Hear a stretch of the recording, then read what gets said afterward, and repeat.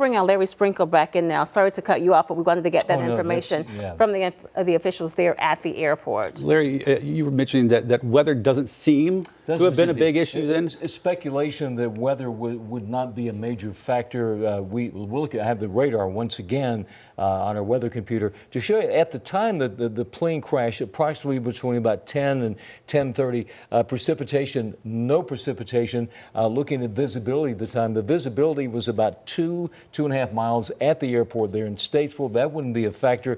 Winds were light. They were about 5 to 10 miles per hour at the surface. Now, as far as elevation, at a couple thousand feet up, making the approach into the airport, basically the same. It was clouds and some fog. Winds were anywhere from about 10 to 20 miles an hour. That should not be a major factor. I mean, these are a durable. The Citation is a very durable plane. It normally could handle 2 pilots and handles 8 far passengers. more. Yeah. Right. I mean, it's a plane. It's a type of aircraft that's used quite often in corporate jets. As speculation once again that weather doesn't seem to be a major factor in this. So what would be the cause? We're certainly not sure. As you said, the FAA will be sending a team of investigators down there right now, and obviously no one at the airport had any answer to what's going on. But just a terrible tragedy there in Statesville, and obviously a lot of connections locally to folks who certainly are part of that industry. Well, here's the thing.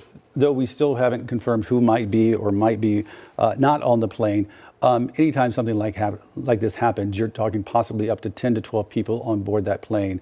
That's going to touch so many lives. For sure. And so many families. And as I speak right now, there are family members who are getting the worst news of their lives. Yeah. And we got to keep the humanity as a part of this when we talk about it, because regardless of who it is, and we'll find out who it is, I'm sure, right, in the hours to come. But regardless of who it is, there's people whose lives who are permanently changed going forward. And we're in the middle of the holiday season, so people are having thoughts of other things holiday related. But as you said, somebody's going to get some phone calls today with news that they were not expecting to hear. Again, another reason why that investigation has to take some time, why they must be very thorough, and why they won't rush to give information, even though they know that we, the media, and lots of other people have many questions surrounding what happened with this plane crash this morning. It's a very close-knit community, the folks involved, in that situation. And as you were saying, Ben, there are people that we may know, and obviously people who are watching us right now on WCNC